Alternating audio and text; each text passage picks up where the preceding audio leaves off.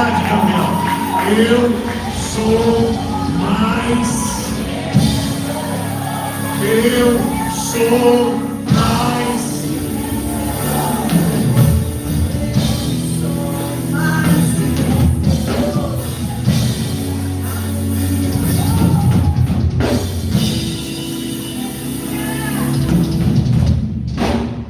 A gente pagou para esse ar aqui, mas não gosto de você não. Tá pago, tá? Eu sou mais do que vencedor. Se a gente analisar as coisas, vocês estão fazendo em pé o quê? Senta. Vamos da igreja obediente, né? Que bom. As coisas acontecem na nossa vida para travar a gente. Diz assim, eu tenho muitos entraves. Fala comigo, fala. Eu tenho muitos entraves. Aí você olha assim e diz, mas o pastor também tem entraves. Poxa, o pastor tem, então eu estou perdido. Não, tem, nós somos iguais. Só que eu chego hoje mais forte do que anteontem, do que ontem e do que hoje cedo. Essa semana foi bênção. Fiquei mais forte. Trabalhei muito. Quem trabalhou muito aqui essa semana? Muito, muito. É bom trabalhar, não é? Glória a Deus. Glória a Deus. É bom ter força para trabalhar, gente. Isso é superior a muita coisa. Outra coisa, lembrar que trabalhou.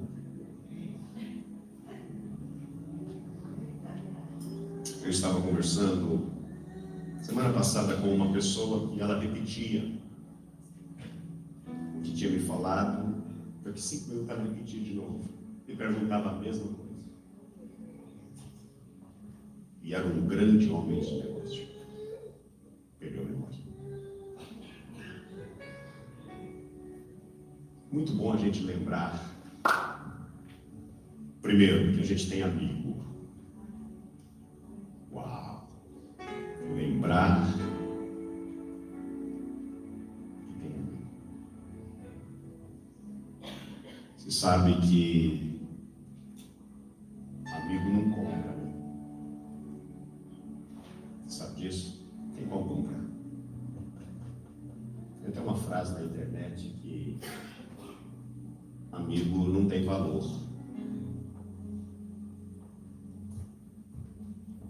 Porque amigo não se compra.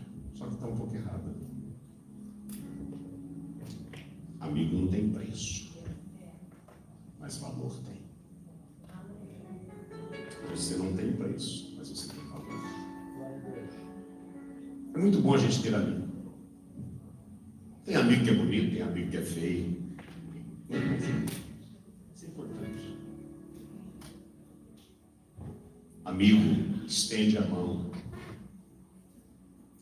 O mais gostoso do amigo é que você pode dar as costas e ele não te atira. Lá na fazenda a gente dá uns tiros de vez em quando. E esses dias eu disse para um amigo, não dá arma para fulano não, porque ele não sabe se sair vira para quando vem.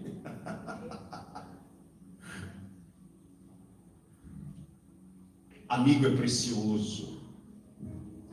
Eu quero que você descobre isso. Quer ver? É ruim comer sozinho. Não, pastor, eu não acho não, seu guloso. É bom você sentar com alguém e comer. Eu vejo nos restaurantes, às vezes a pessoa comendo sozinha. É bom comer com alguém. É bom rir. Não é? É bom a mulher estar lá fritando a galinha, você vai lá e mete a mão perto da gordura quente, ela dá um tapa na mão e tira. Eu estou tirando. A galinha parte da vida. Lembra quando, para nós que já estamos meio idade, mais um que meio idade, Depois o menino corria dentro de casa. É bom. É vida. Hoje eu não tenho mais menino em casa, eu fico vendo vídeo. O que está querendo fazer hoje?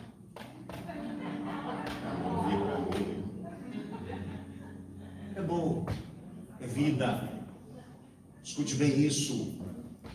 Hoje a luta que você passa, amanhã você vai ter saudade. Ai, pastor, o sangue de Jesus tem poder. Calma, escuta. Quanto vale uma amizade? O cara vai de longe, passa ali para te ver. Não é verdade? Por exemplo, eu tenho saudade de algumas coisas. Eu tenho saudade do bacalhau que a Maria Valente faz. Estou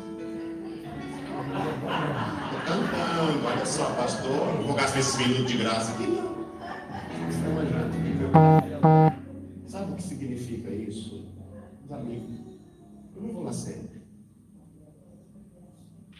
Se não fizer também, vou dar uma cruz na minha porta. Não, brincadeira. Sabe o que é isso? Quando eu vou lá, eu sou a casa dela. Amém. É bom ter esse relacionamento pastor-ovelha. A costela tem esse relacionamento, gente. Daqui a pouco morre. A vaca vai fazer a costela. Está com medo de morrer, menino? Que isso? Agora não, vai acabar com o culto. Depois. Quero que você entenda isso, que esse momento que você está vivendo, ele é muito precioso, é um presente de Deus. Amém. É um presente de Deus para mim. Essa semana eu tive entraves. Escute só, entraves. Bem simples. Você faz um programa e de repente à meia-noite você não conseguiu cumprir o primeiro ponto. Do primeiro programa.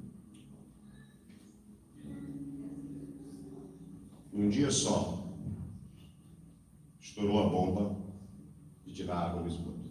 Okay. Tem amigos que me ajudaram a mexer. É ruim de mexer. Eu estava com um problema para resolver segunda-feira, no máximo, senão eu ia para a corte segunda-feira. 8 da manhã. Ontem, no sábado, Deus resolveu. Glória a Deus.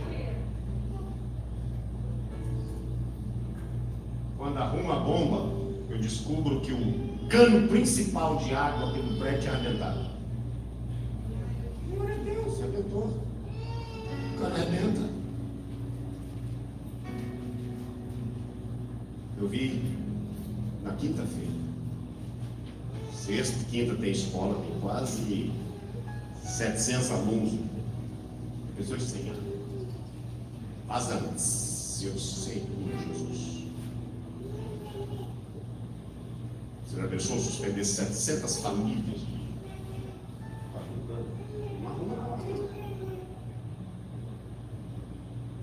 A pressão da cidade, que abastece para ali.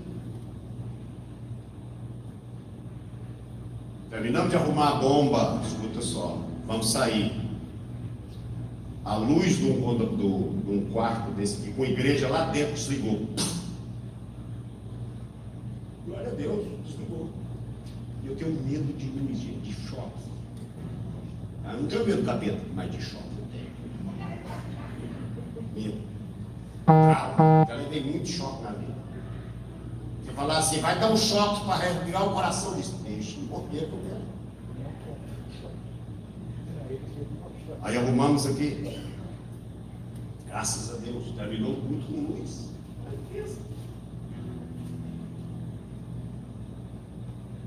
Fomos para a fazenda buscar uma máquina que alguém me emprestou há uns 5 anos atrás, quando eu estava trabalhando no teto aqui. Chegamos lá para a caminhonete, peguei, nós botamos a máquina, para sair a caminhonete quebra. Glória a Deus, quebrou aqui, está perto de casa. Que tem lugar para dormir, que tem cabrito para comer, e da gente. temos um caminhãozinho, velho guerreiro. Não é chacrinha não, caminhãozinho. Cheio de metal. Eu disse, vamos lá, 3 homens sem tomar banho naquela galinha. Vamos lá. Vamos. 10 horas da noite. Pneu da Mercedes furado. Pastor, que é isso? Legal demais, gente. 11 horas da noite, de repente está debaixo da Mercedes, tentando arrumar ela e achar. Conseguimos, levei, entreguei em casa. Hoje de manhã, um dos guerreiros, eu vou lá mexer no cano. Eu fui para o aeroporto buscar um amigo, vem cá, amigo. Não é bonito, mas é amigo. Não é o melhor, mas é amigo. Pastor Becker, quem conhece o pastor Gelson Becker? Ele está aqui, daqui a pouco ele vai pregar. Vou cansar vocês para deixar vocês bem cansados. Você pode olhar para alguém do lado assim e dizer, obrigado por você. Pode dizer isso. Obrigado por você. Obrigado, Severino. Bem-vindo, Gelson. Tive que levantar 6h30 para ir, cheguei atrasado ainda, né? Obrigado por você, meu amigo. Isso é bom. A gente estar junto aqui, isso é mais. Igreja, escute bem, não é só um encontro social, mas é um encontro social no ambiente do céu. Ah, você é parte do céu. Parte do céu. Para lá que nós vamos. Essas coisas aqui, eu tudo não. São um pouquinho de tempo, diz a Bíblia. E o que há de vir. O que há de ser. O que há de vir.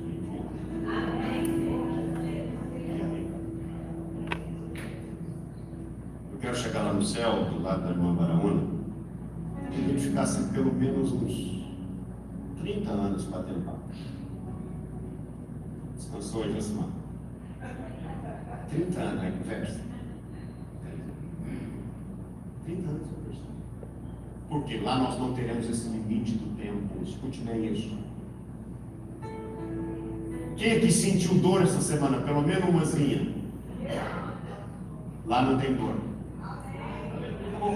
Já pensou a gente conversar sem dor? Sem tempo? Uau! Mas não tem que fazer. Meu irmão, se tem até dor. Não é? Fica perto demais. Eu posso passar. Sabe o que eu quero dizer para você? Deus te trouxe até aqui, não vai te abandonar nunca. Ah, pastor, mas eu não sou bom. Não é por você, é por Ele. Ele disse assim: eu não te deixarei e nem te abandonarei. Para você tem que ser bom para fazer isso. Isso que é bom, sabe o que é? Você serve a um Deus que é poderoso, é bondoso, é santo e é justo, independente de como você está. E Ele nos atende. É muito bom ser atendido por Deus. Então escute, irmão. Nós vamos ofertar para Deus. Eu quero que você mude o conceito de dar dinheiro para Deus. Escute bem isso aqui que eu vou falar para você, se eu consigo te ensinar algo.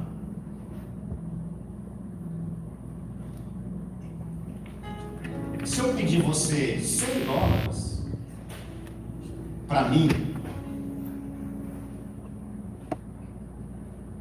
talvez você pode dizer, pastor, não tenho. Porque para mim eu tenho um limite de retribuir. Posso te pagar e posso te dar um cano. Ah, eu falho, eu erro.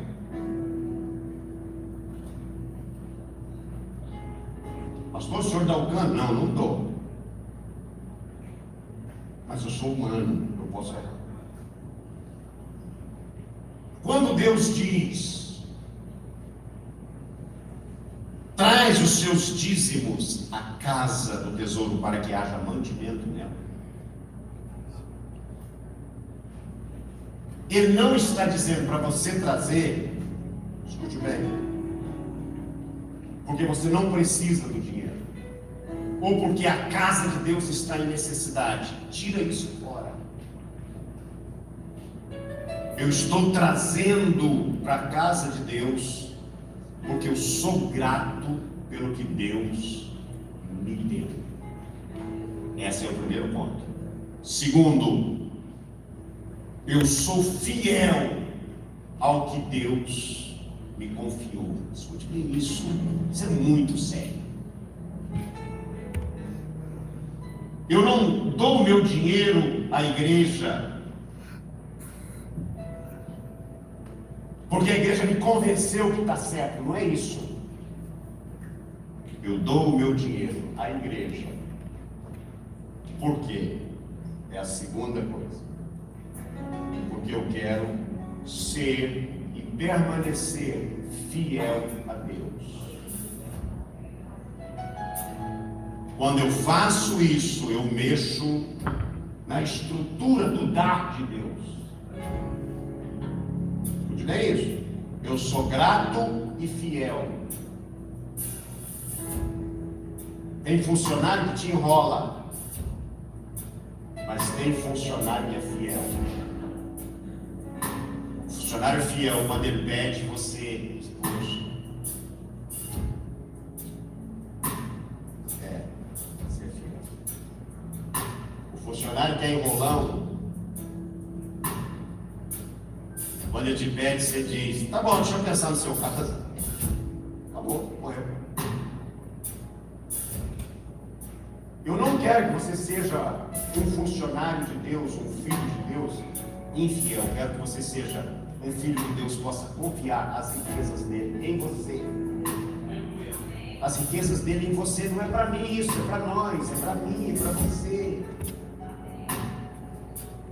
Quando você deposita isso que você tem, gratidão e fidelidade, vou lhe dizer uma coisa: as portas ou janelas do céu, que é o termo bíblico, abrem sobre a sua, sobre a minha, sobre a nossa vida. E a Bíblia diz assim: eu derramarei sobre vós bênção cara, que não dá para calcular, não tem máquina, não tem calculadora que calcula isso, a bênção dele.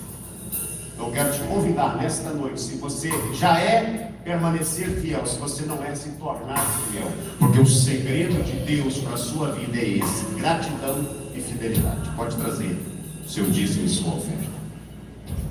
Te agradecemos, Senhor.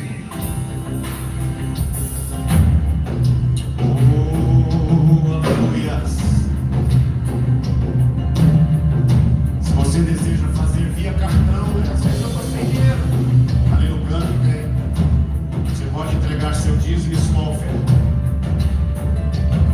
Isso é bonito, hein? Vamos lá. Vou carregar agora, hein?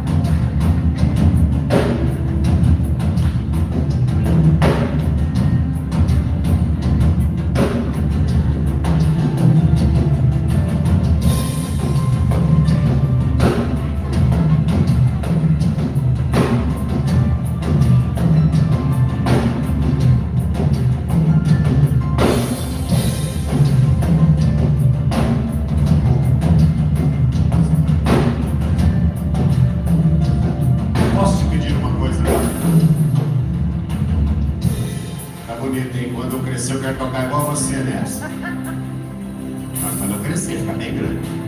Obrigado, meu filho. Renato, depois que você mudou de lugar, o piano ficou melhor, hein? Você está saindo em toda a imagem agora. Você é esperto. Escute, gente. Aqui está a sua semente. Tem semente que chegou aqui no sacrifício.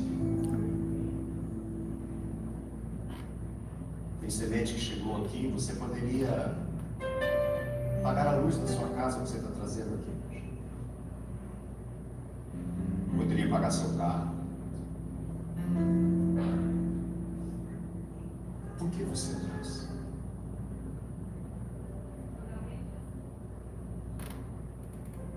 Eu quero ser fiel. É isso. Num mundo onde ninguém valoriza isso. Eu quero ser fiel. Agora escute. Se essa semente que está aqui, ela não germinar e trazer fruto para a sua vida, como resultado disso, ela não tem valor. Isso é semente. Semente precisa nascer. Semente precisa gerar outras. Eu quero de uma forma bem simples que você entenda. Esse dinheiro que você deu aqui, com temor, eu estou dizendo isso, ele vai gerar inúmeros frutos na sua vida. Eu quero que você marca, veja isso. Tá? Eu tenho pessoas aqui na igreja que eu conheço que está há 20 anos dizimando. Esse que está ficando aí, Deus prosperou ele. Mas prosperou tanto que ele não consegue juntar tudo com as duas mãos hoje. Eu quero que você entenda isso. Agora, sem mencionar nome, hoje, como não está sendo filmado, nossa turma deu cano na gente. Tá? Quero dizer uma coisa: ele é fiel. Eu sei como pastor, ele é fiel, a família dele. Tá? Hoje, eu vou dizer, quando eu entro no apartamento dele, lá na beira da praia, eu entrei muitas vezes, mas quando eu entro com felicidade. Eu estou caminhando num lugar que o fiel semeou e Deus deu. Você está caminhando num lugar que semearam e Deus deu. Então agora, estende a mão para você abençoar a sua semente. A gente faz isso com simplicidade, mas isso tem efeito na nossa vida. Eu sou testemunha disso. Pai, nós abençoamos, Senhor, o sacrifício da semente, a semeadura que eles fizeram no teu altar. Abençoa, proteja e faça-os prosperar. Segundo a tua palavra eu peço, no nome de Jesus. Amém. Pode levar meu filho. Pastor Beto. Boa noite, povo de Deus. Graça e paz, todos apaixonados, famintos, sedentos, ímpios e inspirados por Jesus. Amém, igreja? Amém. É sempre uma alegria estar aqui com a Revival Church da Flórida. Apóstolo Francisco Pires, eu sou seu fã. Eu te sigo no Instagram. E glória a Deus por essa equipe. Alguns antigos que a gente está reencontrando hoje, alguns novos. Pastora, toda a sua família, toda a sua equipe. Nós carregamos um abraço do Bispo Antônio Silva, pastora Beth, toda a equipe do ECD, do Encontro com Deus lá em São Paulo, no Brasil. Estávamos na montanha orando antes de ir para o aeroporto, embarcar e vir para cá. E eles guardam vocês diariamente, semanalmente, em suas orações. E eu sei que vocês também têm esse carinho por nós. Então, é sempre uma alegria poder servir ao corpo de Cristo, nas mais diversas expressões e denominações, seja com o ministério da palavra, seja com o ministério dos dons e das manifestações do poder do Espírito Santo. Melhor ainda, quando o tempo não atrapalha, a gente consegue fazer as duas coisas simultâneas. Eu tenho uma memória dessa igreja com muito carinho. Acho que a última vez que eu preguei aqui foi o quê? 7 ou 8 anos atrás? Uma quinta-feira à noite. Na sexta a gente se deslocou para o norte. Mas acho que um ano antes eu tinha falado muito, aqueles momentos assim, o pastor Francisco Pires estava meio abilolado, ele me deu acho que uns 8, 9 dias para pregar sobre iniquidade, lembra disso? E eu lembro que a gente falou muito sobre o conceito de pecado, o conceito de rebelião e o conceito de iniquidade, que na cultura cristã do Ocidente é tudo uma coisa só. É algo ruim, desagrada a Deus. Mas no hebraico são coisas bem diferentes e radicalmente distintas entre si. Mas eu lembro que faltou um termo, um conceito chamado cativeiros de iniquidade, cativeiros espirituais. Tem muitos tipos de cativeiro: cativeiro geracional, cativeiro geográfico, cativeiro econômico, muitos cativeiros. Eu também não vou fazer uma teologia sistemática de cativeiros aqui essa noite, mas essa noite eu quero estabelecer um fundamento pela palavra de Deus, para que aquilo que nós vamos orar daqui a alguns momentos nesse altar não seja uma oração fundamentada nas minhas experiências práticas, empíricas e pessoais com o Espírito de Deus. Eu quero orar aqui nesse altar com você, fundamentado na palavra que você vai entender pelo ministério do ensino, mas no final você vai visualizar uma chave profética, uma chave de maturidade, de autoridade e de poder espiritual por esse ensino, por essa palavra, aonde vai ser aberto bolhas eletromagnéticas de suicídio, de perversão na sua identidade, na sua manipulação de energia sexual, de bancarrota, de dívida, de esterilidade, seja esterilidade física no aparelho reprodutor, seja esterilidade nos negócios, nos relacionamentos, no diálogo, no coração do pai que não se converte a filho, no coração de filho que não se converte aos pais, coração de marido que não se quebranta à esposa, coração de esposa que nunca se quebranta e se inclina ao marido.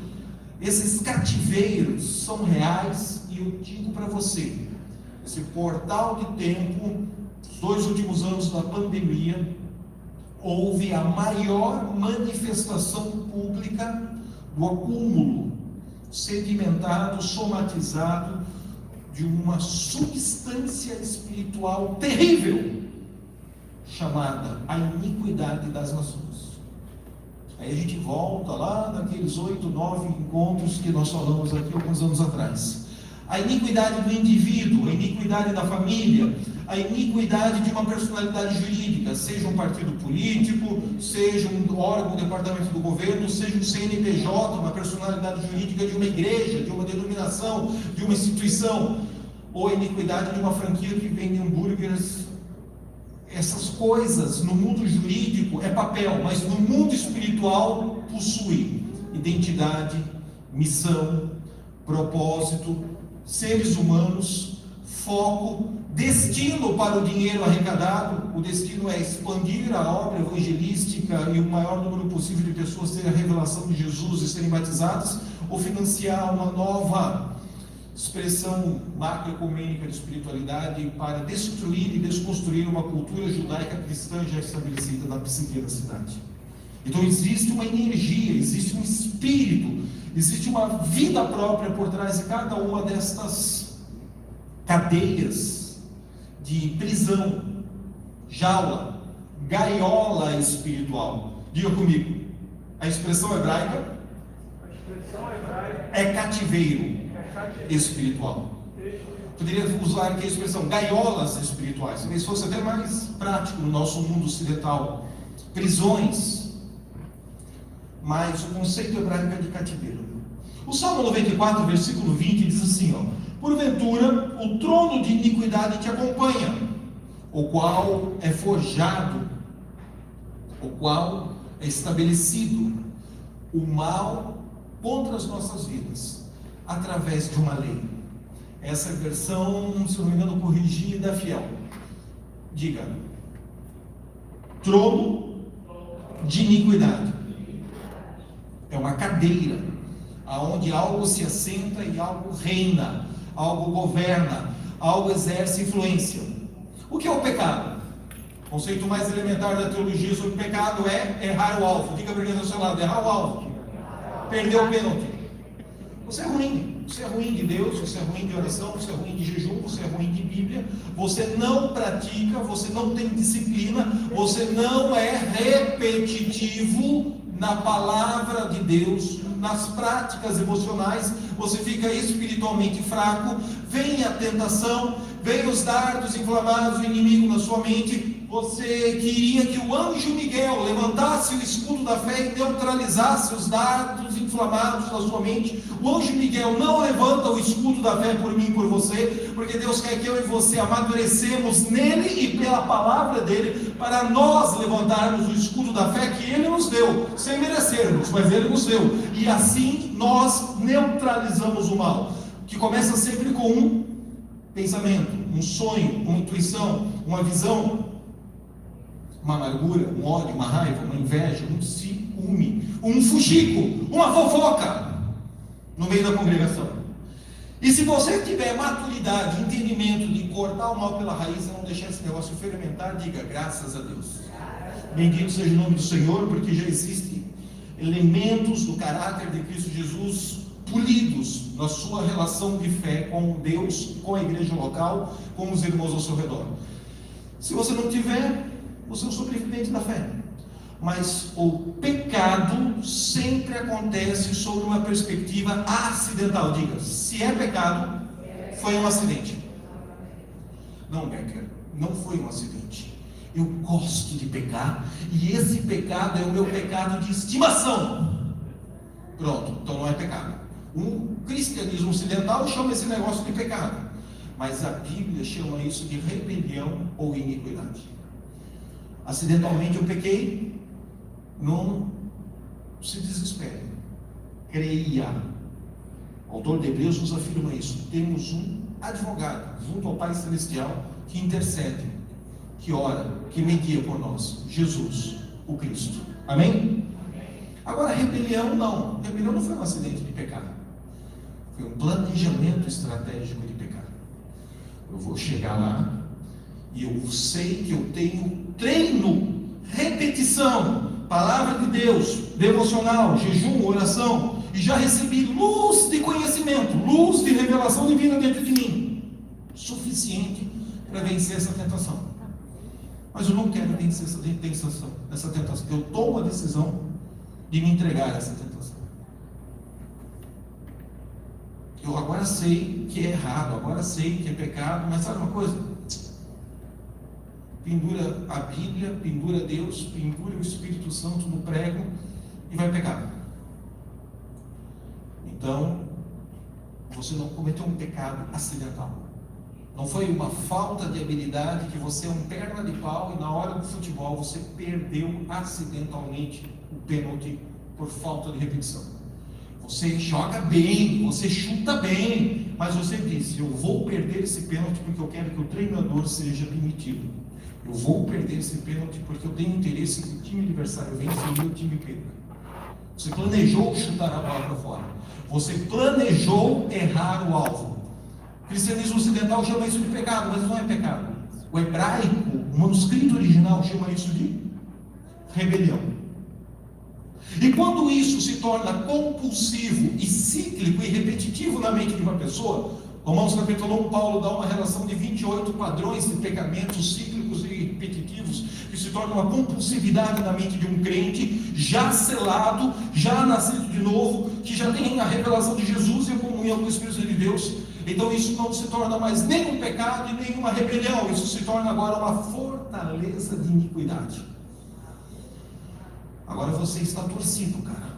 Sabe o que significa a palavra avon no hebraico? Avon significa iniquidade. Você compra Avon e passa no rosto de maquiagem. Você comprou um creme de iniquidade. Outra hora a gente faz merchan de outra companhia de maquiagem aqui, mas como você não articulou isso, fica por aqui. Mas literalmente, a palavra Avon é a palavra iniquidade no hebraico. Salmo 94, 20. Porventura, um trono de iniquidade te persegue. E como é que ele entra? Como é que ele toca? Como é que ele arrebenta a nossa vida? por um argumento jurídico, pela lei quebrada, pelo princípio sagrado desobedecido. Bom, tudo isso é introdução, cara. O negócio é a gente focar na oração daqui a pouco, em que um quarto elemento surge nessa história toda. Se o pecado que se tornou rebelião gerou uma estrutura neural torcida dentro de mim, dentro de você, dentro de todos bem intencionados da fé, mas caminhos de eletricidade que são irrigados de eletricidade ciclicamente na nossa mente para fazer o errado, quando já recebemos de Deus a luz e o conhecimento do certo. Isso faz com que uma quarta situação demoníaca e espiritual se estabeleça ao redor do crente. Ai, pastor, eu não tenho demônio dentro de mim, porque eu sou lavado, remido pelo sangue de Jesus, eu sou batizado, eu oro em línguas e participo do coral dos 700 pandeiros de Jeová, na congregação da Cova da Onça, onde o fogo desce e o diabo sai correndo, com a irmã Rita Cabelo de Fogo, quarta-feira à tarde, no culto da garagem. Glória a Deus! Não duvido da tua experiência com Deus, com Jesus. Eu estou dizendo que ela é válida, estou dizendo que ela é real, não estou dizendo que ela é falsa, mas mesmo ela sendo válida, diga, essa prática cíclica e compulsiva de ter luz de Deus, ter força e conhecimento divino pela palavra e pelo ministério do Espírito Santo de Deus dentro de nós, e fazermos a nossa vontade, não o que a palavra de Deus diz que deve fazer, ele vai edificando tijolos de iniquidade ao redor de uma família, ao redor de uma empresa, ao redor de um cantor famoso, ao redor de um pregador que mobiliza e arrasta multidões para o estádio de futebol, ao redor de uma denominação, ao redor de uma franquia que vende pastel. Vai edificando ao longo dos anos esses tijolinhos de iniquidade. E quando essa muralha de iniquidade está estabelecida ao nosso redor, nós temos agora o conceito de cativeiro espiritual. Diga, pecado, rebelião, iniquidades, muitas iniquidades, tijolos de iniquidade. Epístola de 1 Pedro fala que nós somos pedras vivas em um templo vivo, onde Jesus é a pedra angular que os edificadores rejeitaram, mas Deus o fez a principal pedra de esquina de uma construção viva. Diga, pedras vivas. É a antítese dos tijolos de iniquidade.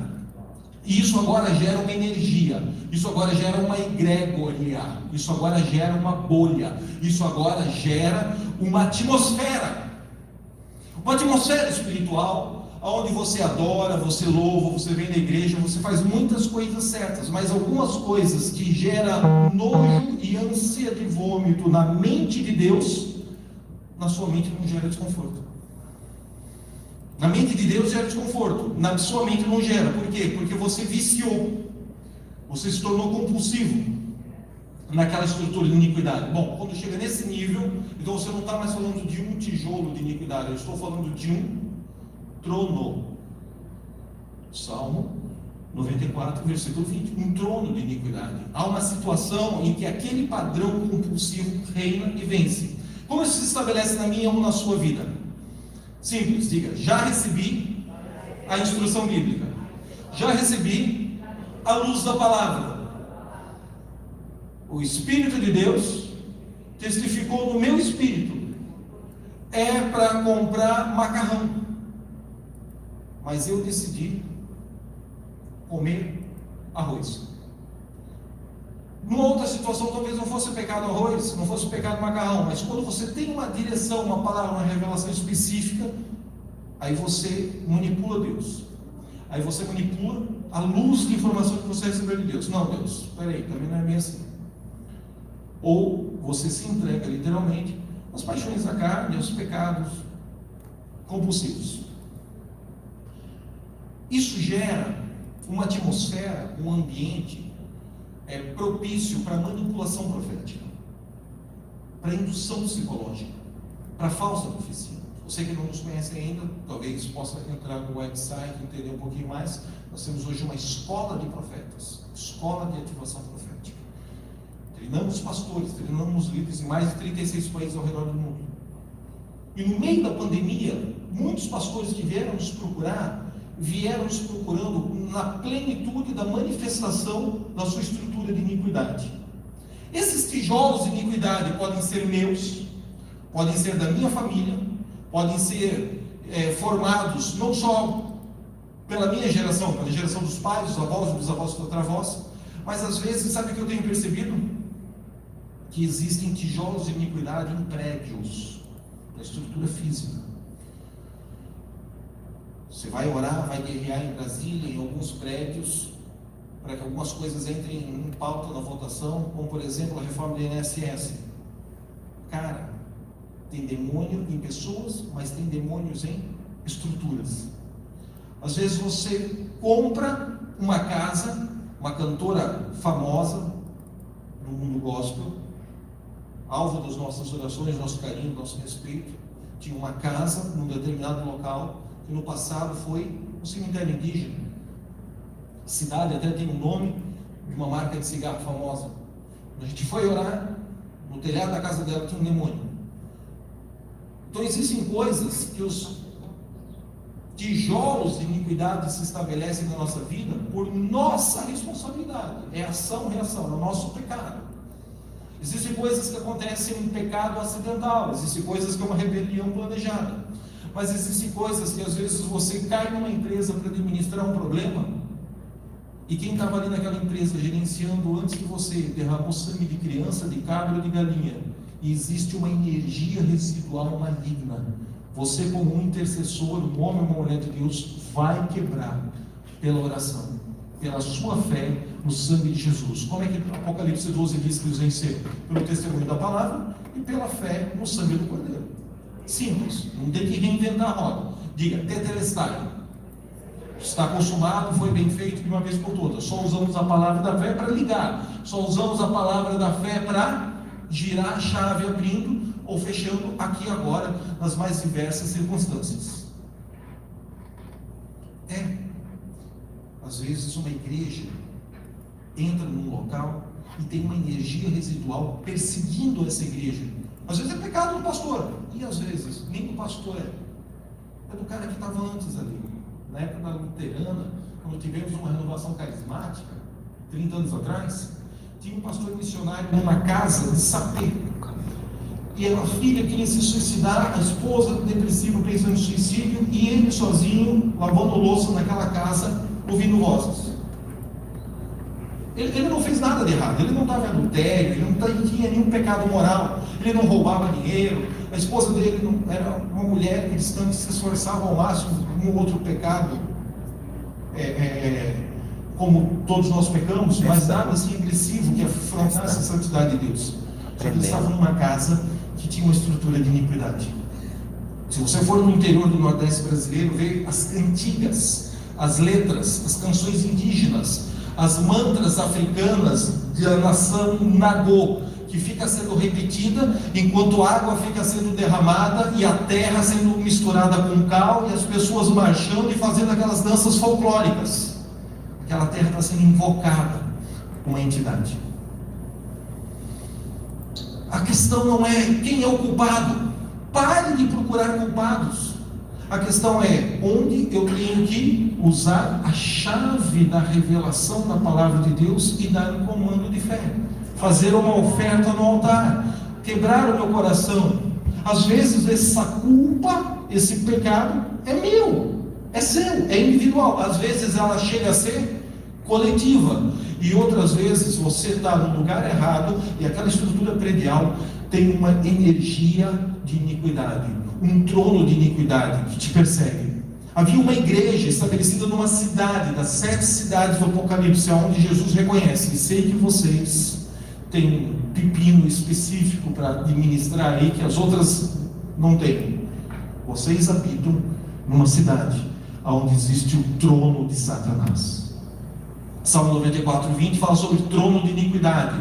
Jesus fala sobre o trono de Satanás. É o templo de Esculápio. Outro dia eu dou uma aula sobre quem é Esculápio, esse trono de Satanás. Se não me engano, é a igreja de Esmirna, eu acho. E o trono do Esculápio é a indústria de farmaqueia.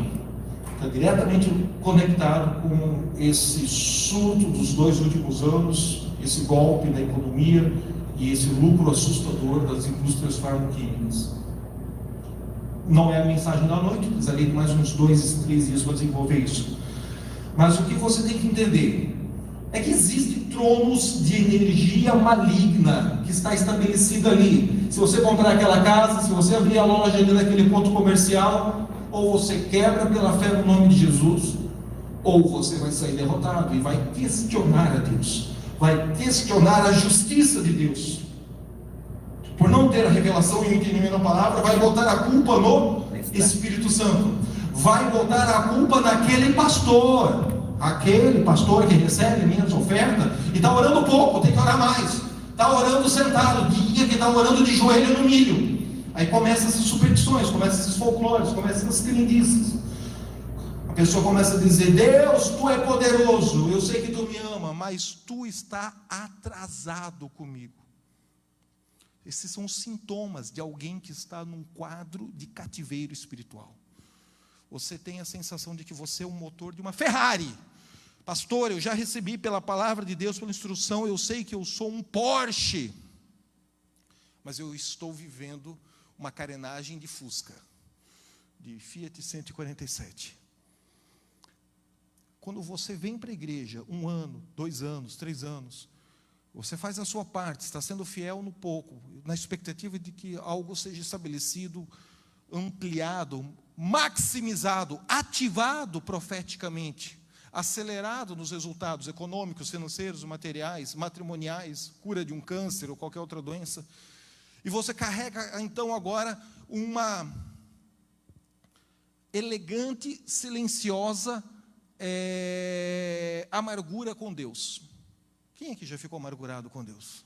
Esses 2 últimos anos, nesse surto de pandemia, o que eu mais atendi foi pastores amargurados com Deus, líderes amargurados com Deus, homens e mulheres de Deus, empresários, presbíteros, diáconos, obreiros, irmãs que são poderosos em Deus para evangelizar através de chás, de cafés, de orações, de reunião, de culto de oração nas casas, amarguradas com Deus. E é sempre assim, uma elegante e silenciosa frustração com Deus, uma elegante e silenciosa amargura com o Espírito Santo. Uma profecia que não se cumpriu, uma profecia que se cumpriu, exatamente diferente do que foi profetizado, um sonho, uma visão, uma visualização da fé. Mas Becker, eu fui no altar, eu fiz um sacrifício, eu fiz uma oferta, deu errado, abortou, Deus não recebeu a minha oferta. Eu sou Caim, não, eu sou Abel, não, eu quero ser Abel, não, eu ainda sou Caim, eu não sei o que eu sou. Irmão, esses são os sintomas de alguém que não tem demônio dentro dele, mas tem tijolos de iniquidade e está cercado por uma circunstância demoníaca ao seu redor. A palavra diz que o anjo do Senhor acampa ao nosso redor, e ao redor do redor, ao derredor, o pé redondo, o carcará, o coisa ruim, o chifrudo, fica procurando uma oportunidade, uma brecha, uma circunstância, um argumento legalista para ir diante do trono de Deus e nos acusar. Salmo 94, versículo 20. Um trono de iniquidade, que ele é ativado, que ele é manifesto, que ele é reivindicado, que ele é ligado para fazer o mal por um argumento da lei, por um princípio da lei, por um princípio bíblico que inevitavelmente os homens costumam pecar. Alguns moralmente graves, assassino, aborto, homossexualidade. Alguns moralmente aceitáveis, fofoca, inveja. Mas eu dou o dízimo, eu dou a oferta na igreja há mais de 1 ano e eu estou me sentindo como um motor de Ferrari numa estrutura de Fusca. E experimento o milagre da provisão financeira para sobreviver, mas não vejo, não desfruto daquela aceleração profética, daquele rasgar dos céus, daquelas bênçãos copiosas e intensas que a palavra de Deus me fala e o pregador tão bonito me ensina. Pronto, você é um cara que está num quadro de cativeiro espiritual. Talvez seja verdade, o demônio não esteja em você, mas você está inserido numa memória emocional de amargura, de ódio, de raiva, onde você acha que perdoou e não perdoou, onde você acha que se arrependeu e não se arrependeu. Porque quando eu peco acidentalmente, diga, foi um acidente. Mas quando eu tenho luz, tenho palavra, tenho comunhão com o Espírito Santo de Deus e peco por rebelião, eu começo a colaborar com o sistema babilônico infiltrado na igreja, seja ela romana, evangélica, o nome que você quiser dar do movimento, com tijolinhos de iniquidade ao meu redor. Eu colaboro com o sistema babilônico, por mais que eu entenda que ele deva ser destruído e arrancado. Ninguém consegue estabelecer os fundamentos e o sistema de valor da Nova Jerusalém, se primeiro eu não tiver coragem de arrancar os vícios, as superstições, as mandingas, os resquícios teológicos da antiga cultura babilônica, infiltrada nos nossos relacionamentos. Qual é o pior cativeiro espiritual para a gente destruir? É o dos pregadores, é o dos pastores, é o dos profetas. Porque quando o cara vem para a igreja com cativeiros espirituais, geracionais, de alguém que adorou um ídolo, cara, ele tem a revelação de Jesus, é rápido de desfazer isso. Ele entende logo como é que é esse negócio de Mateus capítulo 16, Jesus falando com Pedro, tu és Pedro, sobre essa pedra edificarei a minha igreja, eis que as portas do inferno prevalecerão contra ela. E olha, Pedro, eu te dou a chave de autoridade, a chave do reino dos céus, o que ligares na terra e ligar nos céus, o que desligar na terra e desligar nos céus.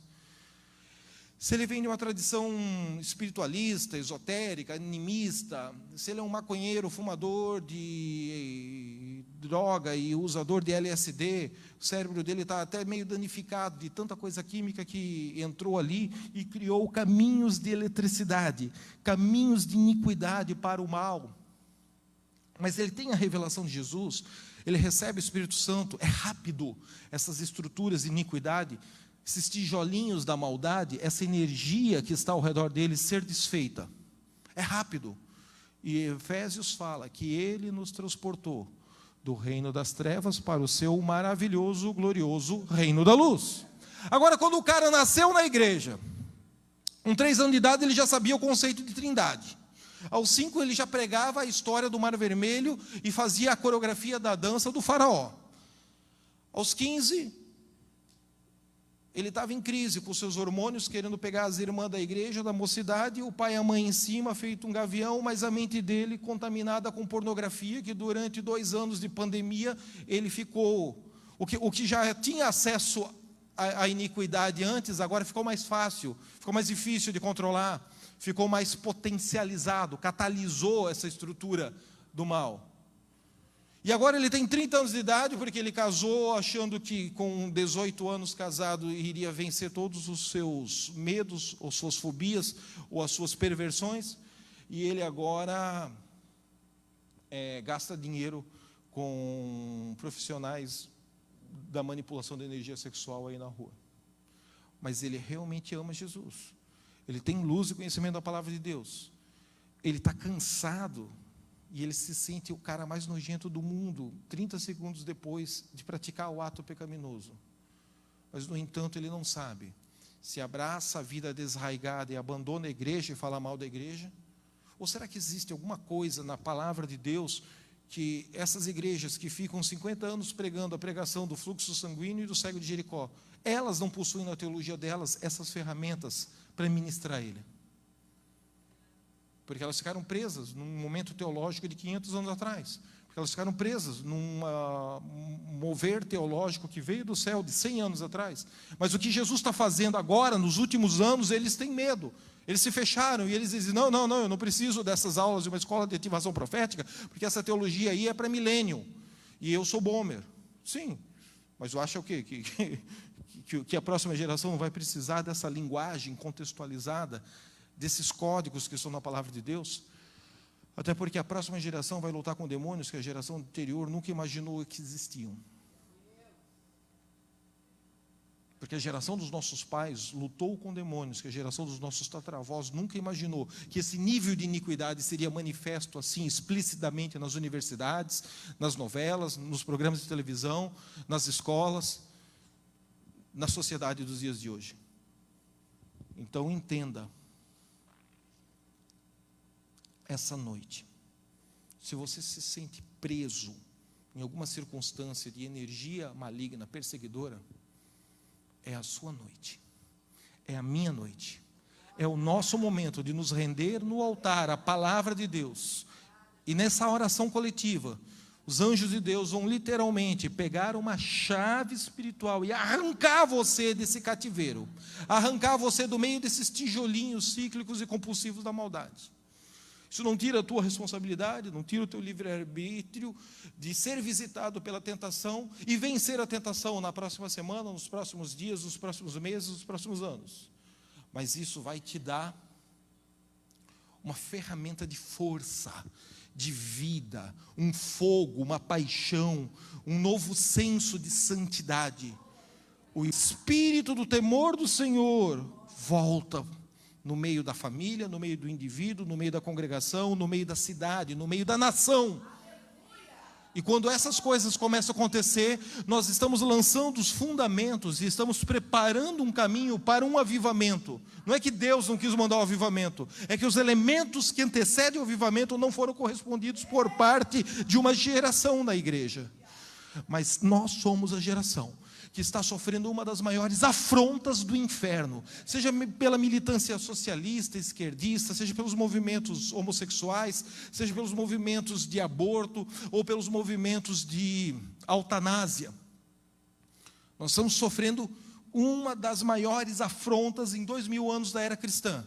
Acha mesmo que os céus não vão corresponder com um avivamento 2 ou 3 vezes maior do que os avivamentos que se manifestaram em Toronto, em Pensacola, em Alma Longa, muito maior do que aquilo que nós já experimentamos no avivamento da década de 90 em Boston, muito maior do que o avivamento dos anos 70 em Seul, muito maior do que o avivamento dos anos 80 em Moçambique. Você acha mesmo que nos próximos 10 anos, eu e você, os nossos filhos, não vão encarnar um espírito de ressurreição em milagre?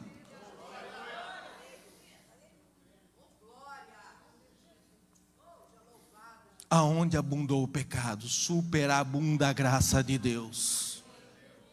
Movimento hippie dos anos 70 na Califórnia, sexo, droga, rock and roll, paz e amor, hippie.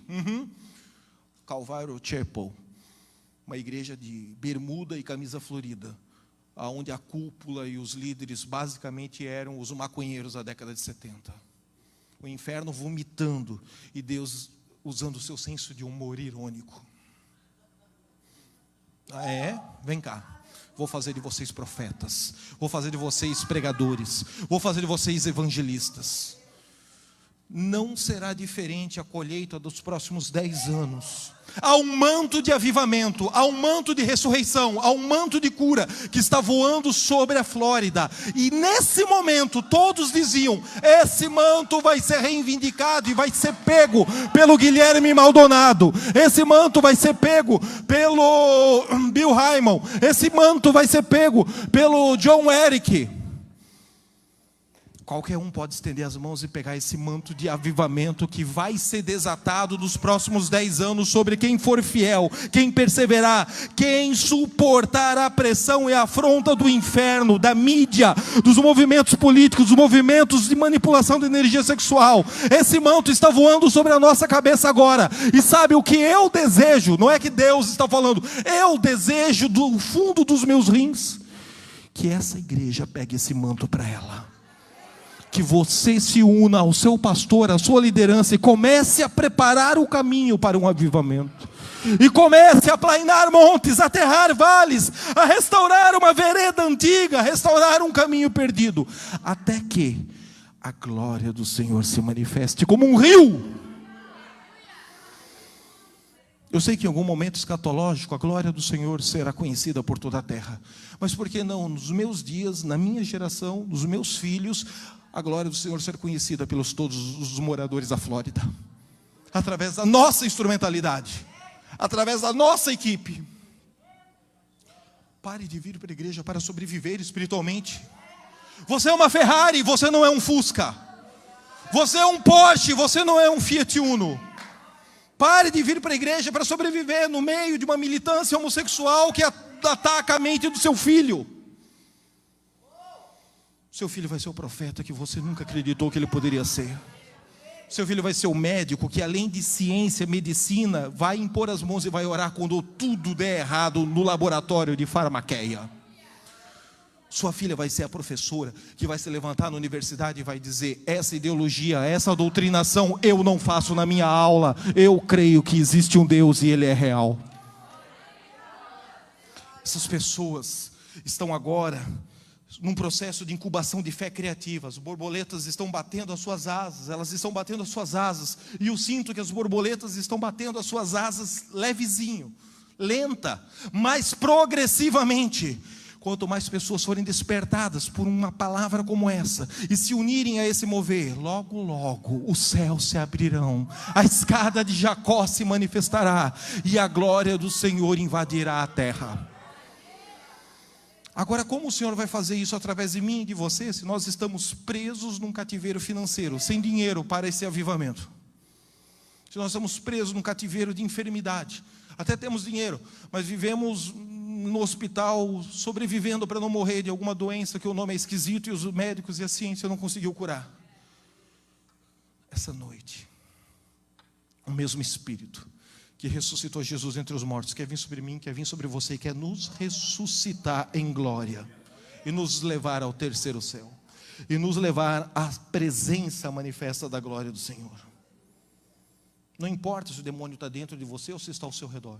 Importa o quão íntimo e o quão amigo do Espírito Santo de Deus você quer se tornar. Eu não quero aqui saber o nome do demônio, o CPF do demônio, o RG do demônio e ficar contando quantos chifres esse demônio tem. Ele já foi derrotado pelo meu Senhor, o meu Salvador, Jesus, o Quírios, o Rei dos Reis, o Senhor dos Senhores, o Hamashia, o Messias, o ressurreto na cruz do Calvário.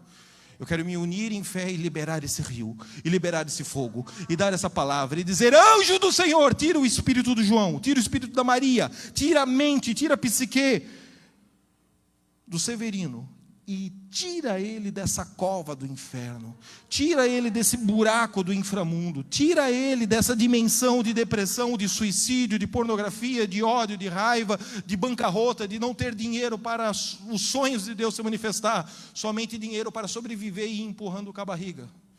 Diga: essa noite, em nome de Jesus, chega de sobrevivência, eu recebo a abundância, a multiplicação, a provisão sobrenatural de Deus na minha vida.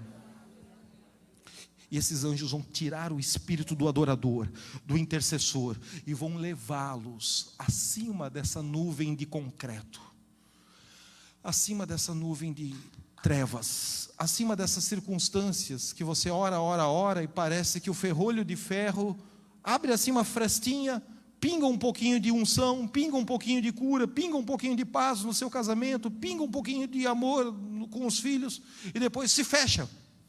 Então você experimenta a graça, você experimenta a misericórdia, você experimenta o poder, você experimenta o sobrenatural de Deus. Diga: em gotinhas. Diga: chega de usar a minha fé para crer na sobrevivência. Chegou a hora de usarmos a nossa fé coletivamente, em unidade, como uma igreja, como um poderoso exército de Jesus sobre a terra, como uma família bendita do Pai na Flórida, nesse tempo, nessa geração, para trazer os céus e estabelecer o seu sistema de valor, o seu sistema de justiça.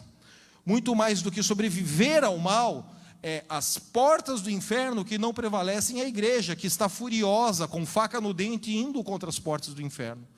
Não é um bando de crente retardado, escondidos dentro da igreja, com medo dos demônios que vão entrar ali do lado de fora. Você tem que inverter isso na sua mente, porque senão as promessas, as profecias não vão se cumprir. Você vai continuar se sentindo uma Ferrari, com uma circunstância emocional e espiritual ao seu redor, de Fusca. Esse cativeiro cai por terra essa noite. Como é que um pastor, uma igreja, uma denominação, um cantor famoso da música gospel, um profeta famoso pode ficar preso num cativeiro? É assim, ó. Você recebe a luz de Deus do que você tem que fazer.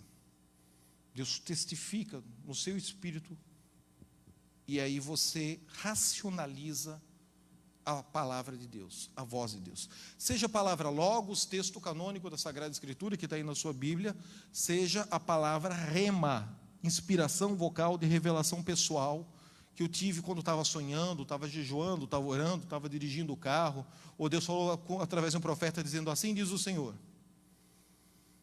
Sabe que tem profeta de Deus, sabe que tem profeta do diabo, e sabe que tem profeta de Deus, porém imaturo, sem treinamento, sem maturidade, sem supervisão pastoral. Qual é o melhor laboratório para mim me tornar um profeta? A igreja local. Quem treina um profeta? O seu pastor. Porque a unção pastoral, no útero de intercessão de um pastor, gera um evangelista. A unção de um evangelista nunca vai gerar um pastor, mas a unção de um pastor gera um evangelista. A unção de um pastor, a unção de um apóstolo gera um profeta, mas um profeta não gera um pastor, não gera um apóstolo. A unção de um pastor gera mestres, mas a unção do mestre não gera profetas, apóstolos, pastores. É uma outra aula. Eu sei que é complexo, eu preciso de 2 horas para desenvolver todo esse conteúdo. Mas o melhor ambiente, o melhor laboratório para você desenvolver a sua força, o seu chamado em Deus, é o relacionamento de uma igreja local.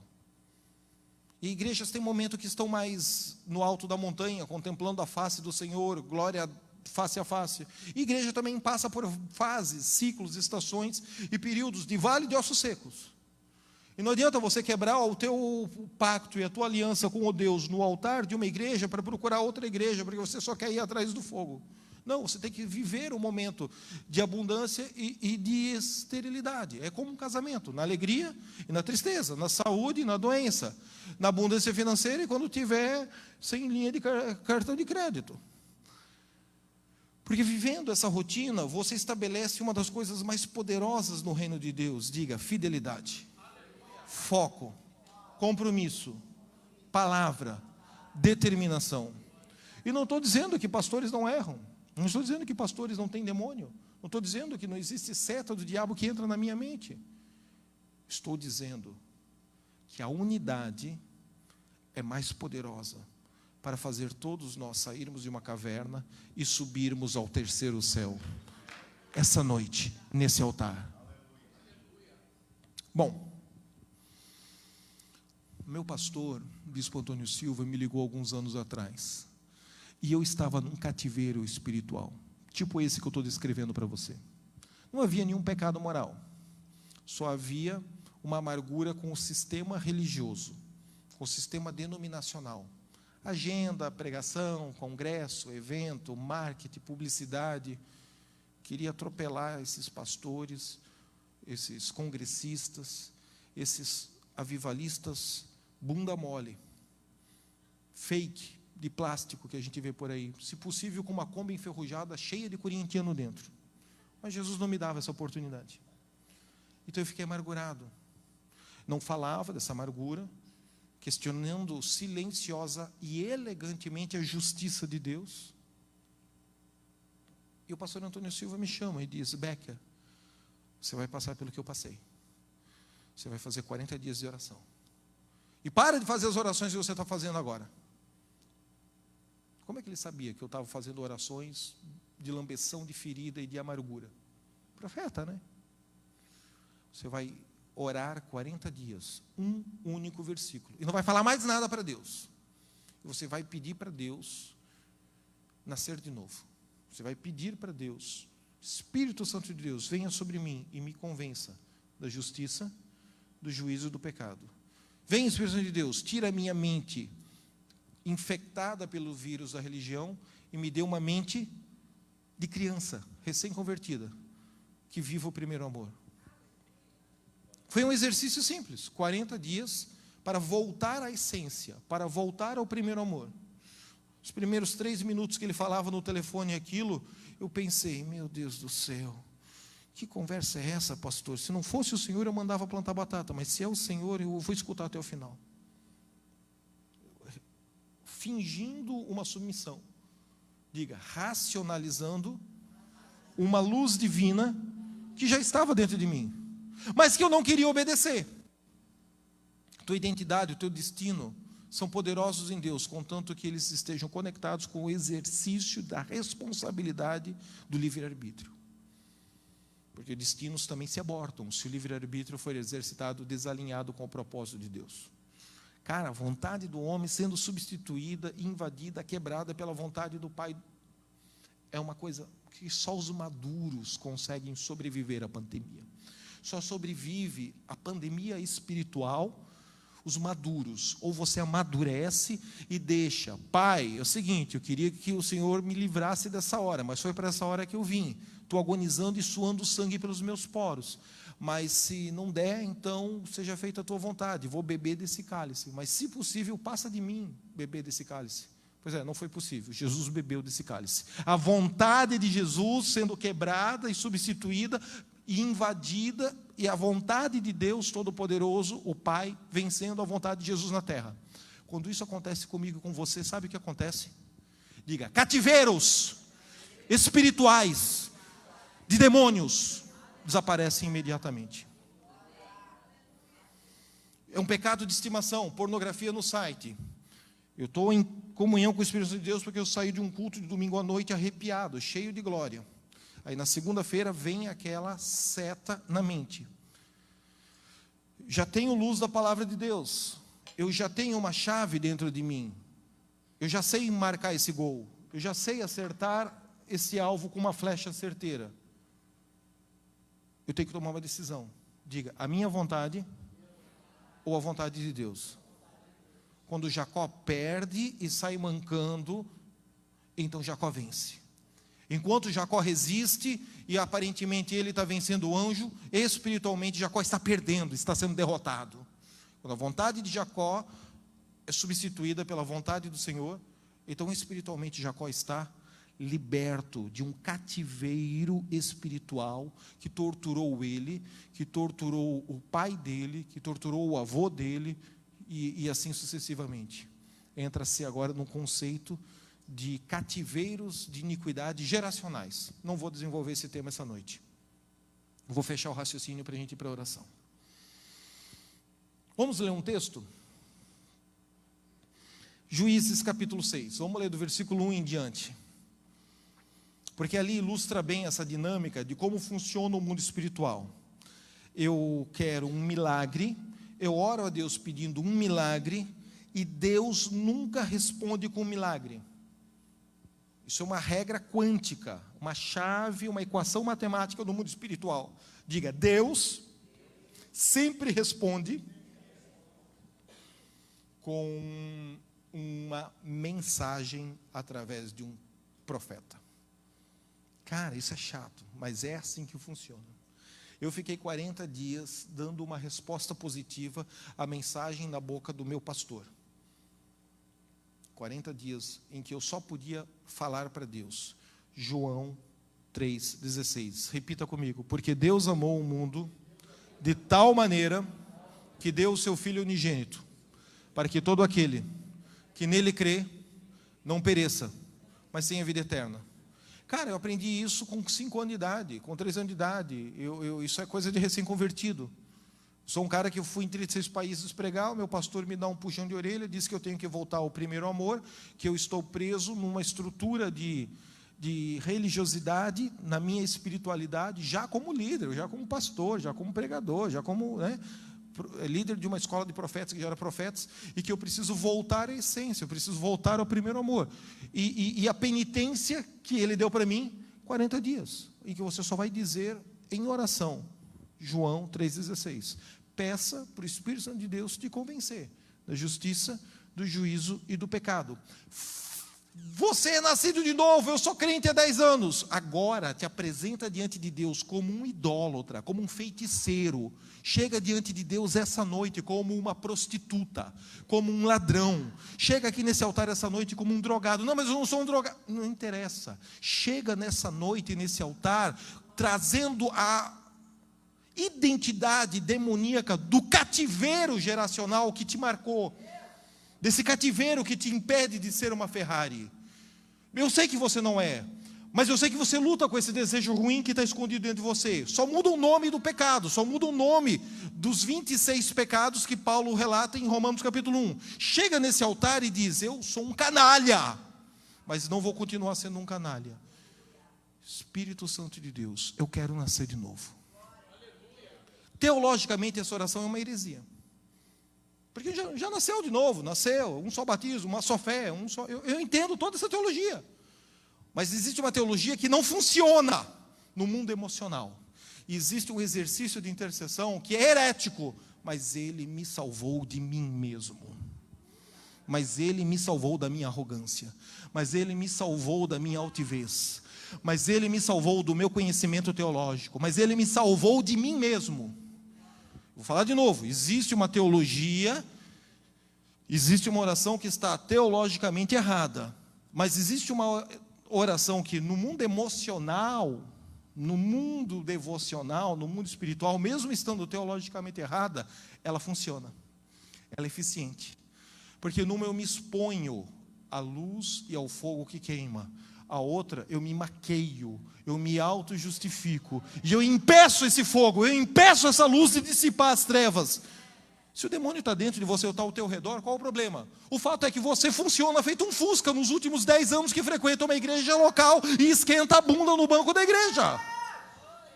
Vai continuar assim mais 10 anos? Não, Jesus quer um povo de avivamento, e se nós conseguirmos ter essa coragem no altar, diga, os céus vai responder com força. As ferramentas angelicais, as ferramentas espirituais que virão do céu, vai virar a mesa, vai virar o jogo, vai mudar a tua sorte, vai mudar. Mas você tem que dizer, eu errei, eu pequei. Quando é que pecou? Não sei.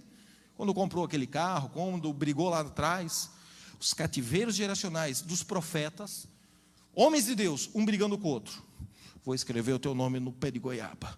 Vou escrever o teu nome na folha do pé de alface. Vou escrever o teu nome na folha do pé de manjericão. Vou escrever o teu nome no formigueiro. Pronto. Tudo que o diabo precisa. Homens de Deus, um dando juízo, um dando oração de imaturidade para o outro. Agora construiu um cativeiro. Eu prefiro o cativeiro do satanista, mais rápido, eu já vi ele quebrar.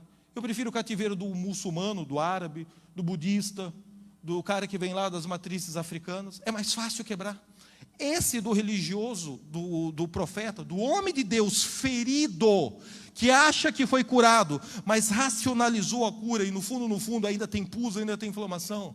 Esse cativeiro faz com que os demônios da terra nos vomitem para fora dela. Mas eles não vão vomitar, porque o Espírito Santo de Deus vai pairar sobre mim, sobre você, sobre todos nós. E o ministério dele é nos convencer da justiça, do juízo e do pecado. E não haverá vômito. As nossas raízes serão curadas. As nossas raízes serão profundas. E se você que está me assistindo é amargurado e ferido com a igreja local, volte para o altar. Você que está acompanhando pelo YouTube, no meu canal pessoal. Você, de alguma forma, aí na sua cidade, no seu país, ou aqui nessa igreja local, nesse perímetro da Flórida, se amargurou nos relacionamentos. Uma palavra, uma atitude, e não estou dizendo que liderança de igreja não erra. Eu sou líder e eu erro. Você já parou para pensar que Moisés tem direito de errar? E que quando Moisés erra, Deus trata com ele num protocolo mais restrito do que quando os outros erram? Eu quero dizer para você, esses cativeiros de líderes que já tinham a luz da palavra de Deus, não é um pecado acidental. Talvez não seja nem uma rebelião, talvez já seja um quadro compulsivo de iniquidades, se repetindo no ministério deste obreiro, desse diácono, desse cantor, desse empresário que foi chamado por Deus a ser dizimista, a ser ofertante, a ser coluna de provisão, de expansão da obra missionária, evangelística, do trabalho social. Acabou, Satanás, você perdeu. Vomita o plano! Entra em comunhão com Deus. Faz uma oração de 40 dias e diga: Deus, eu preciso nascer de novo. Eu sei que você já é nascido de novo. Eu preciso voltar à essência. Eu preciso voltar ao primeiro amor. E aí vai acontecer duas coisas, cara. Pedidos de perdão profundos, seguidos de oferta de restituição. Pedido de perdão leviano você já fez. Eu sou especialista em fazer pedido de perdão leviano. Eu faço as coisas erradas com a minha esposa e faço o pedido de perdão fast food. Somos maravilhosos em fazer essa coisa, água pelo joelho, água pelo tornozelo. Eu estou falando que para destruir esses cativeiros de iniquidade, tem que ser uma coisa de homem de Deus, de mulher de Deus, profunda. Tem que ser mais intenso. E eu não consigo isso, você não consegue isso, a não ser que, diga, o ministério do arrependimento venha e brote das nossas entranhas. O ministério do arrependimento venha e nos convença da justiça, do juízo e do pecado. O ministério do arrependimento venha e faça amadurecer um fruto na altura do teu esôfago aqui, ó, abaixo do peito, acima do estômago. É aqui que aparece um fruto. E o nome desse fruto, João Batista e Jesus nas margens do Rio Jordão dizem que esse fruto se chama fruto de arrependimento. E eles olham para os fariseus e dizem: fariseus, vão para o céu porque são filhos de Abraão? Tá bom, vai crendo, dessas pedras Deus suscita para si filhos de Abraão. Entrem no céu, eu quero que vocês vão morar no céu. Apresentem, pois, fruto de arrependimento. Você vai ser salvo porque você é calvinista? Você vai ser salvo porque você é predestinado? Você vai ser salvo porque você... Até desse microfone, Deus suscita para si predestinados, eleitos e calvinistas. Apresente, pois, fruto de arrependimento. E a gente não consegue isso, cara. Nós não somos boa gente. Enquanto humanidade, descendentes de Adão, destituídos da glória do Pai, expulsos do Éden, nós somos carniça. Jesus sabe com quem Ele está se associando quando nos chama para o ministério. Ele conhece o meu e o seu potencial pecaminoso. Mas Ele não olha para você e te acusa. Satanás faz isso. Diga: Ele olha para mim e me vê transformado pelo poder da cruz do Calvário, pelo poder do sangue de Jesus, pelo poder do Espírito de ressurreição que ressuscitou Jesus dentre os mortos na manhã do domingo. Ele olha para mim e para você. Ele sabe que é um motor de Ferrari numa carenagem de Fusca, mas Ele não enxerga um Fusca. Ele te desenhou para ser Ferrari. Ele te desenhou como Porsche. Ele te desenhou como espaçonave. E Ele não vai parar de insistir em bombardear a tua mente com glória, em bombardear a tua mente com o Espírito Santo, até manifestar tudo aquilo que você é em Cristo Jesus. Quem é o cara que tem mais dificuldade de receber milagre? O idólatra? O ímpio? O feiticeiro? O ateu, o professor militante da universidade? O cara que tem mais dificuldade de receber milagre é o operador de milagre. Se você é um ministro do Evangelho, se Deus te usa para milagres, para sinais, e você está acostumado a orar e paralítico andar, orar e surdo ouvir, orar e dente de ouro aparecer na boca de uma pessoa. Quando você está preso num cativeiro espiritual, você não reconhece o princípio da coletividade, o princípio da unidade. Você se esquece que em Lucas capítulo 10, Jesus mandou ir orar de 2 em 2. Aí você fica 10 anos preso num cativeiro emocional de amargura, de falta de perdão, ou de um falso perdão racionalizado, que você diz que perdoou, mas emocionalmente não conseguiu perdoar. E você fica 20 anos, 10 anos, 5 anos nesse cativeiro espiritual, sem demônio em você, mas com demônios ao teu redor, nas circunstâncias ao teu redor, pedindo para Deus fazer um avivamento, fazer um avivamento, fazer um avivamento, fazer uma cura, fazer uma cura, fazer uma cura, mandar uma provisão financeira, mandar uma provisão financeira, e essa coisa nunca se materializa. Ou Deus está brincando contigo, talvez Ele seja um mentiroso, canalha, ou Deus é santo, imutável, bom em todo o tempo. O Senhor é bom em todo o tempo, e você esteja numa posição diante de Deus que você não reconheceu, que você construiu essa gaiola de circunstâncias emocionais, de amargura, de ódio, raiva, de falta de perdão. E ficar amargurado com o feiticeiro é fácil quebrar. Agora, um pastor de oração que fica amargurado com outro pastor de oração, que fica amargurado com outro pastor de oração, que fica amargurado com a irmã do pandeiro de fogo, que fica amargurado com o outro cara do Ministério Louvor, cara, é tudo que o diabo quer para atrasar as bênçãos materiais e espirituais na nossa vida. Então, essa noite, diga: Satanás, você perdeu. Vomita o plano, porque haverá ressurreição, porque haverá provisão, porque haverá cura, porque haverá sinais amanhã, nas próximas 24 horas. Adorar a Deus na caverna é adorar a Deus numa circunstância de cativeiro espiritual. Deus ouve a oração, a adoração e o jejum de Elias na caverna, sim ou não? Mas ele está em depressão, ele está em crise existencial, ele está questionando quem ele é em Deus, ele está sendo perseguido, difamado. Ele fez uma coisa boa, orou e caiu fogo do céu, matou 400 profetas de Baal. Agora as 450 profetisas e sacerdotisas de Azera estão fazendo sacrifício, mutilação e orgias sexuais no palácio com Jezabel, para que Elias se suicide em depressão. E Elias está numa caverna, cercado de uma circunstância, de uma energia maligna, demoníaca, perseguidora, ainda que o demônio não esteja dentro de Elias. A única coisa que Elias consegue experimentar da parte de um Deus poderoso e tremendo é uma brisa suave. Você pode servir a Deus no ministério 50 anos, 10 anos, 30 anos. E vai experimentar o poder e a graça e a provisão de Deus na brisa suave. Quer experimentar o fogo, o terremoto, a glória de Deus face a face, feito Moisés experimentou essa intensidade no alto do Monte Sinai? Quer ver coluna de fogo, terremoto e som de trombeta, feito a experiência de Moisés no alto do Sinai? Sim ou não? Então tem que quebrar o cativeiro, tem que destruir os tijolos de iniquidade. Tem que reconhecer: Deus, tu falou comigo e eu te chantageei, Deus, eu te manipulei, Deus, eu brinquei contigo, eu dei o meu jeitinho. E essa oração, cara, ela restitui 10 anos de atraso no relógio profético de Deus para a nossa vida. Eu faço essa oração porque Deus está restituindo. Você vai fazer essa oração. Não sei se foi um carro que Deus mandou você ofertar e você disse: não, eu não vou ofertar. Não sei se foi um perdão, não sei se foi a confissão de uma coisa moral grave que te tira a autoridade, não sei, cada um tem a sua maluquice. Eu sei que o Espírito de Deus está falando, imagens mentais, impressões, intuições do Espírito.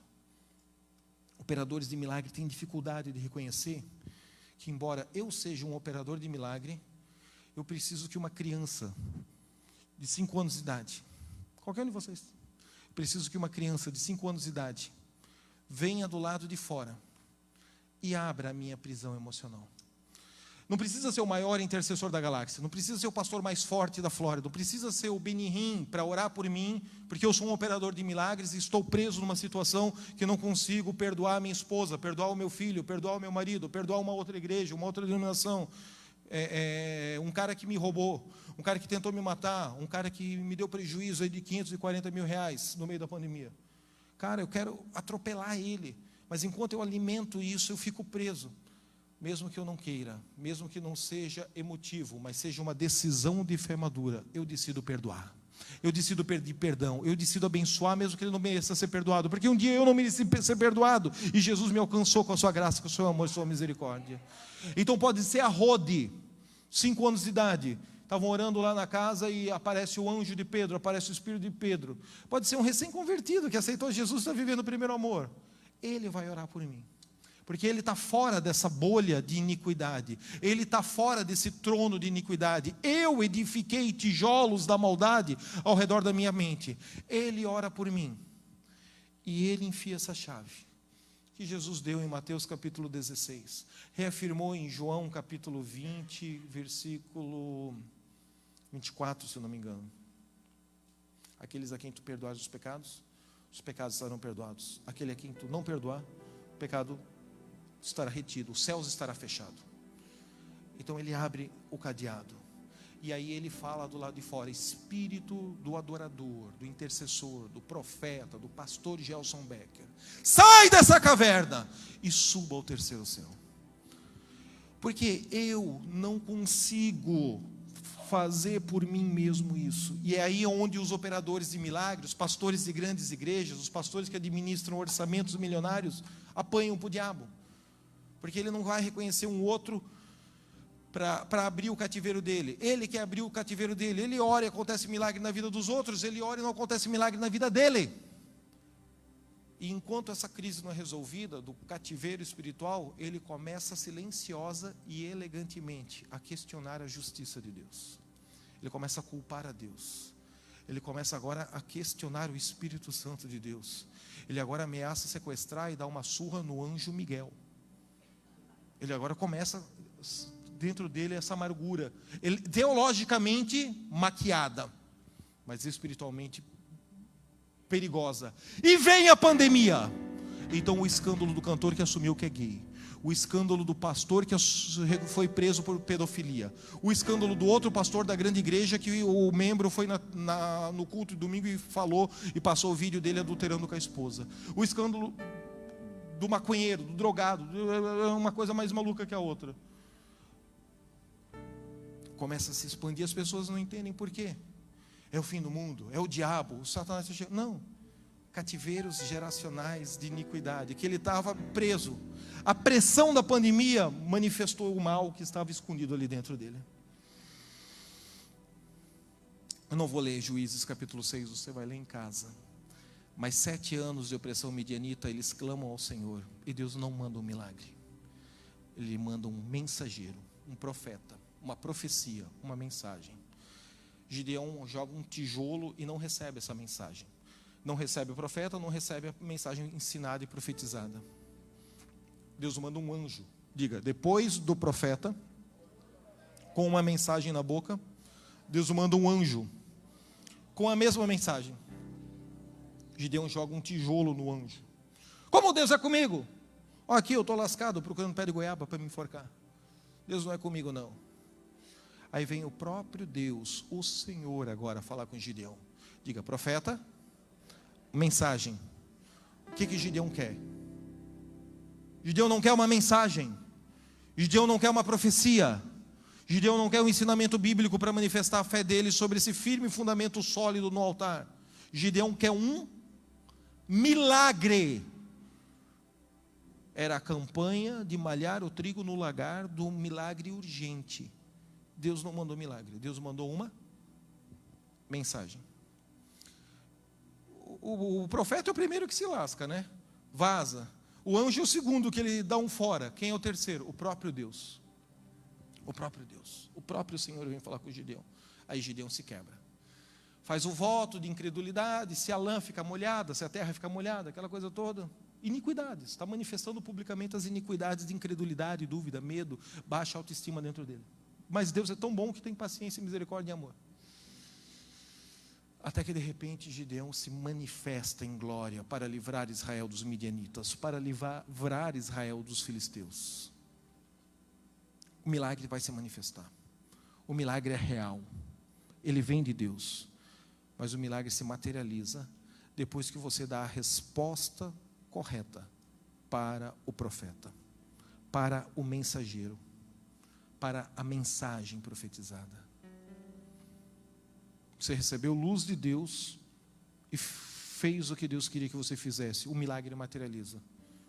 Você não fez, ficou preso numa bolha de iniquidade, numa estrutura de cativeiro espiritual. Deus manda profetas agora para resgatar você. Parábola dos lavradores da vinha mal. Mateus 22, se eu não me engano. Capítulo 22. O primeiro eles apedrejaram, o segundo eles mataram, o terceiro eles torturaram. Chega uma hora que o Senhor da vinha já não manda mais mensageiros, já não manda mais servos, já não manda mais empregados. Chega uma hora que o Senhor da vinha manda o próprio filho, aí crucificam ele. Chega uma hora que o próprio Senhor da vinha, o dono da vinha, vem prestar contas e vai matá-los, vai destruí-los, vai puni-los, porque houve janelas de arrependimento que eles desprezaram, assim como Hebreus, capítulo 9, eu acho, diz que Esaú buscou com lágrimas uma oportunidade de arrependimento e já não tinha mais janela de arrependimento para Esaú.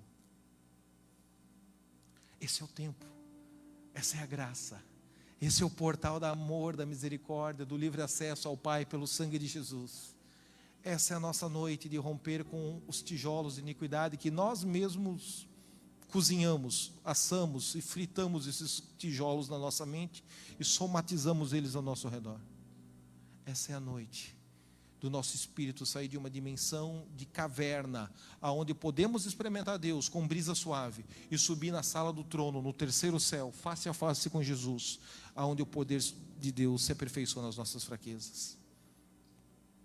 Se eu ainda não receber essa palavra, qual é o próximo passo da dinâmica do mundo espiritual? Eu sei que o horário já está avançado.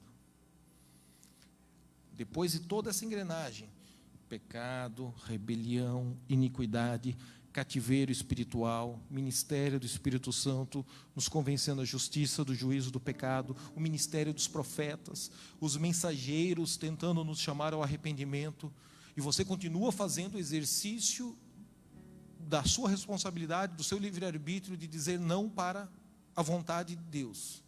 Interessante que o pastor Francisco começou essa reunião falando da vontade perfeita, boa e agradável de Deus. E aí você continua fazendo o exercício livre-arbítrio contrário. Não, não, não, não. Qual é o próximo passo? Que é a última instância desse protocolo, que é a última instância desse fórum. Aí você vai ler em casa, e você que está me assistindo pelo YouTube, vai estudar com calma. 1 Reis. Acho que é capítulo... Mateus 21, 33, parábola do lavrador mau.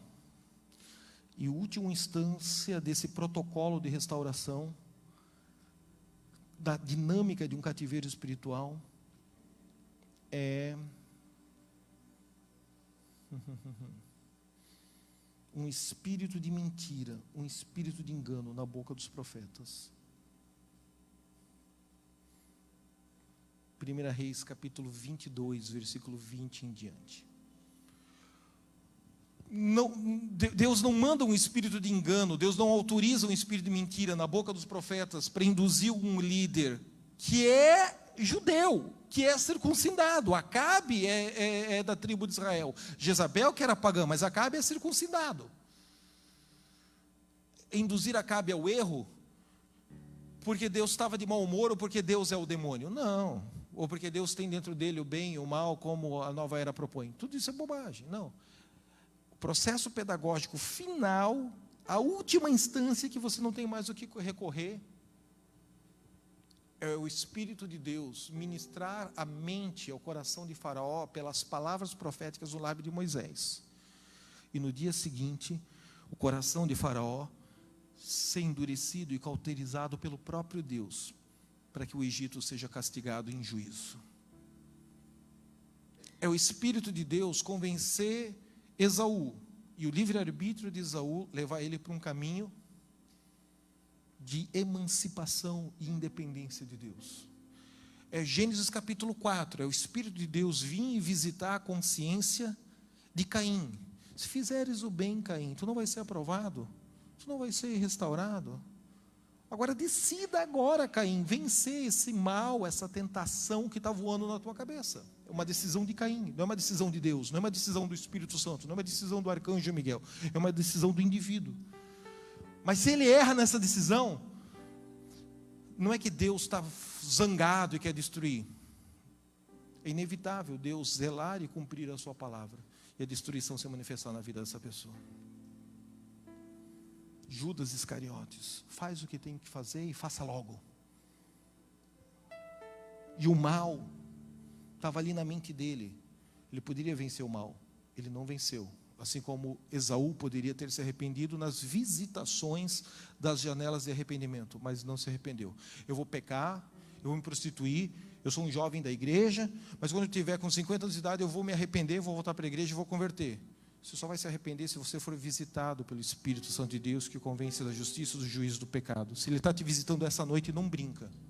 Porque lá, nos 50 anos de idade, talvez você queira o arrependimento como Esaú quis, e não tenha esse portal de oportunidade visitando a sua mente cauterizada, o seu coração cauterizado.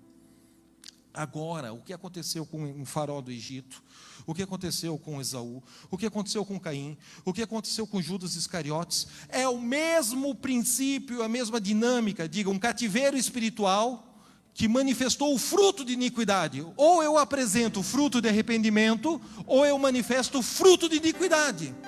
E manifestou o fruto de iniquidade num outro personagem chamado Saul.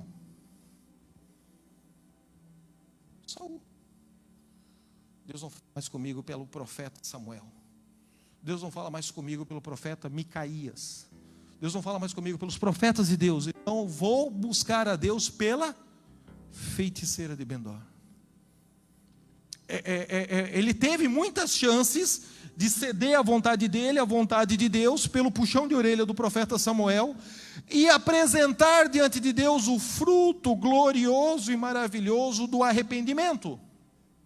Mas ele não conseguiu manifestar fruto de arrependimento.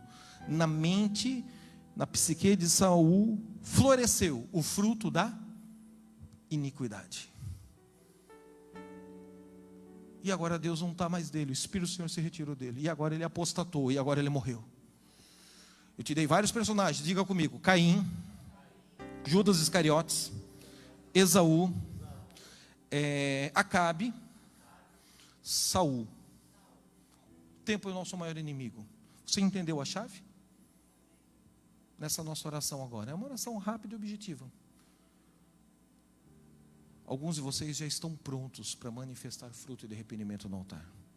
E ver toda essa cadeia de iniquidade sendo destruída. Na energia financeira, na sexual, na amorosa, no casamento, na saúde, na cura, na doença física. Outros de vocês ainda não estão prontos para manifestar isso. Vão vir no altar e vocês vão receber a parousia do Espírito Santo. Essa noite, amanhã, terça, quarta. Duvido que até o próximo domingo, uma janela de 7 dias, sozinho, lavando louça, você não manifeste o fruto de arrependimento. Eu fiquei 40 dias pedindo: Espírito Santo de Deus, paira sobre mim e me convença da justiça, do juízo e do pecado. Me traga para a tua vontade, para o projeto original de Deus. Você não precisa ficar 40 dias. Faça essa oração ao acordar, ao escovar o dente, ao dirigir, ao pegar engarrafamento, ao almoçar, ao dormir. Nos próximos 7 dias, faça um foco desta oração. Você vai ver como Deus é poderoso para nos ajudar a apresentar diante dele fruto de arrependimento. Não é tão fácil assim apresentar e manifestar fruto de iniquidade. Tem que ser muito teimoso e muito amargurado com Deus. Tem que acreditar nas mentiras que o diabo botou na sua mente. Mas essa noite, eu quero chamar você ao altar. Você que está pronto para vomitar o plano de destruição da tua família, da tua saúde, do teu fígado, do teu rim, do teu pâncreas, da tua coluna, do teu cérebro, seja na energia financeira, sexual, amorosa, familiar, seja nos filhos, seja nos parentes que estão lá no Brasil, seja nos parentes que estão aqui, seja na empresa, seja na contabilidade, seja nos business. Eu não sei em que área você vai apertar e aplicar. Eu sei que eu vim essa noite nesse lugar, como Samuel, debaixo de uma palavra que eu recebi na montanha em Alphaville. Eu vim essa noite na unção de Samuel. E Samuel unge Davi. E Samuel destitui a unção de Saul. Eu quero que você se manifeste como Davi. Mas Davi adulterou, mas Davi matou, mas Davi roubou, mas Davi foi um homem de guerra, com mãos cheias de sangue. Se manifeste com fruto de arrependimento e quebrantamento, no meio da tua loucura, no meio do teu pecado.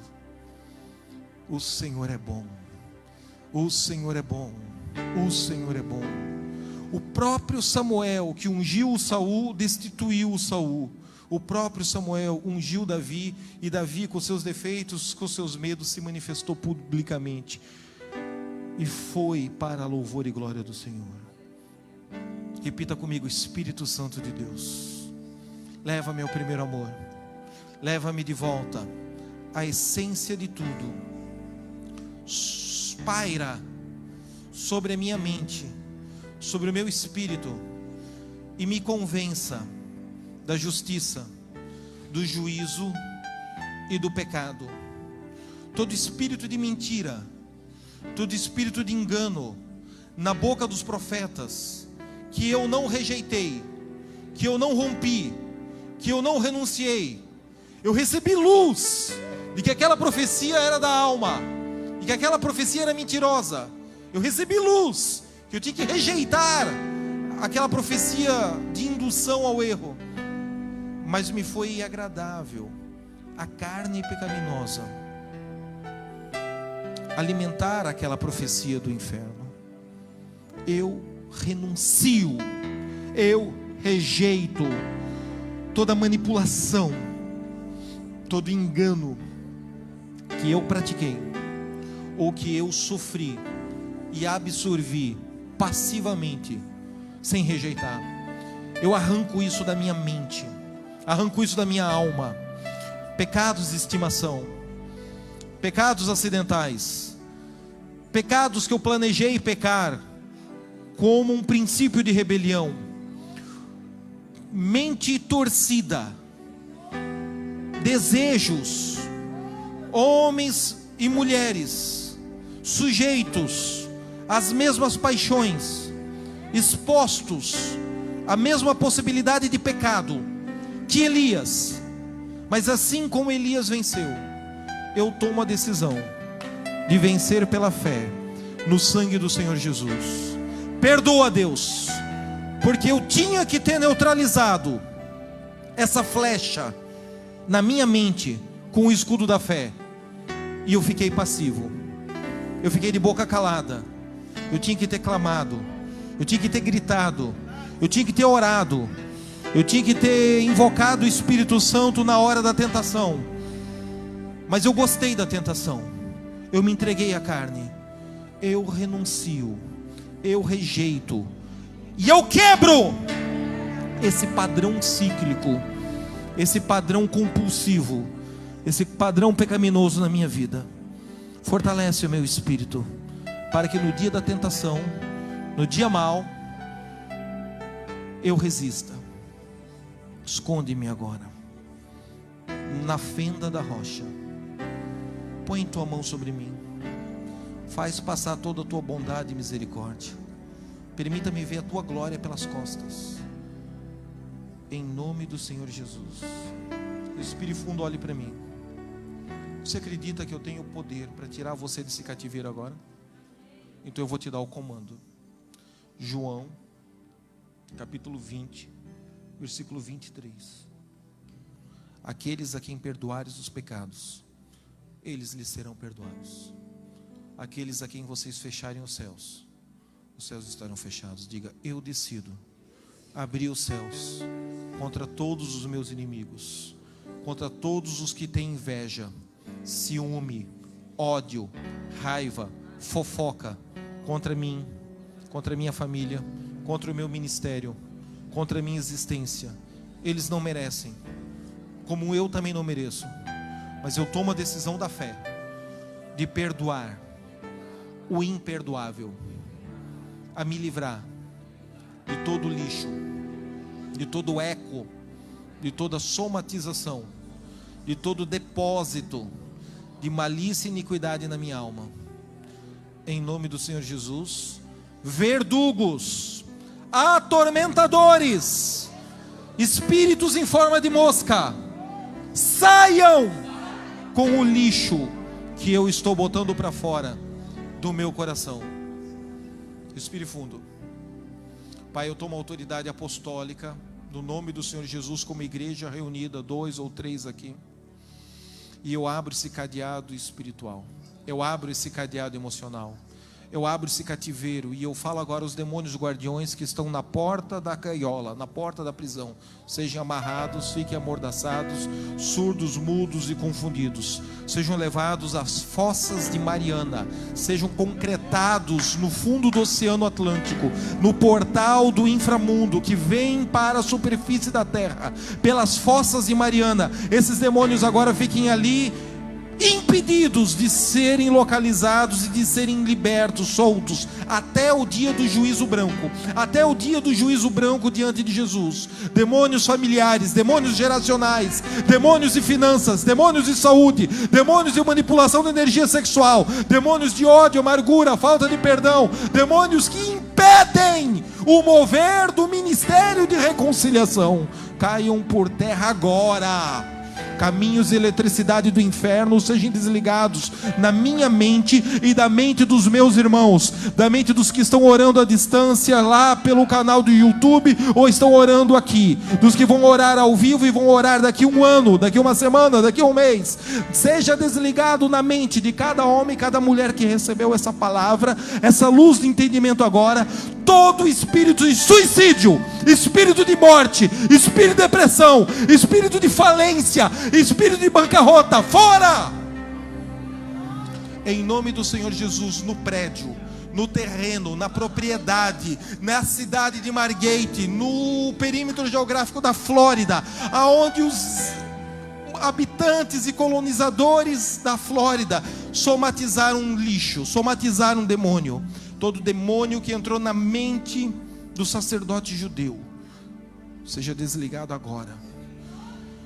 E não influencia a glândula coronária, e não influencia a mente de mais ninguém, da equipe, do altar, do voluntariado, dos músicos, dos ministérios, das professoras da escola dominical, dos dizimistas, dos ofertantes, dos empresários. Aquilo que foi gerado no altar, volte para o altar. Aquilo que está disperso, eu dou ordem aos anjos do Senhor, anjos ministradores, entrem agora e tragam de volta as famílias, traga de volta os líderes, traga de volta as mentes, traga de volta as pessoas. Aquele que foi seduzido, aquele que foi roubado por um encantamento de um pastor mentiroso, manipulador, que dividiu, que abriu outras congregações, eu quebro o encantamento na mente deles agora. Eu quebro a palavra nos lábios de engano do falso profeta. Eu quebro agora a manipulação da energia de Jezabel. E eu declaro: volte para o outro, volte para o altar, volte para a casa onde você foi gerado, volte para o início e haja perdão, haja reconciliação. Sejam recebidos com festa, sejam recebidos com alegria, sejam recebidos com luz, pranto e felicidade. Tudo novo, tudo novo, tudo novo, tudo novo, tudo novo. Dá-nos uma multidão de intercessores, preparando o caminho para o avivamento da década de 2020 a 2030, infinitamente maior do que o avivamento de Bogotá, do que o avivamento de Toronto, do que o avivamento do passado. Em nome do Senhor Jesus. Respire fundo. Anjo do Senhor, leve o espírito dela, leve o espírito dele ao terceiro céu. A porta está aberta, o cadeado foi rompido, o demônio está amarrado e concretado nas fossas de Mariana até o dia do juízo do trono branco. Então agora você começa a orar em línguas. Uma única música para a gente passar o microfone e encerrar. Uma música de invocação. Comece a orar em línguas, comece a adorar a Deus. Se tivéssemos tempo, ficaríamos aqui 1 hora adorando. Mas você recebeu. Suba no terceiro céu. 3, 2, 1.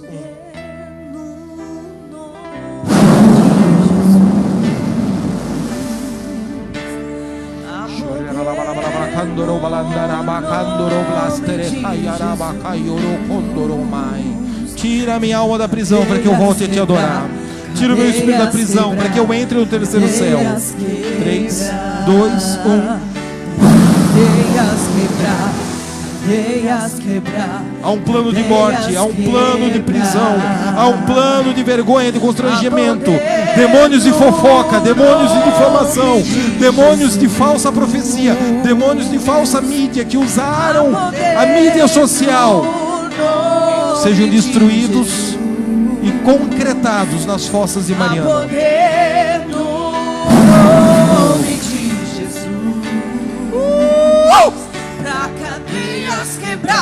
Cadeias quebrar, cadeias quebrar, pra cadeias quebrar, cadeias quebrar, cadeias quebrar,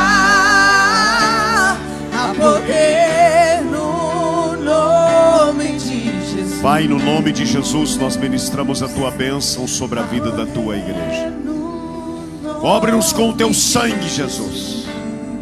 Que esta semana seja uma semana de bênção e vitória. Eu ministro a tua bênção no nome de Jesus.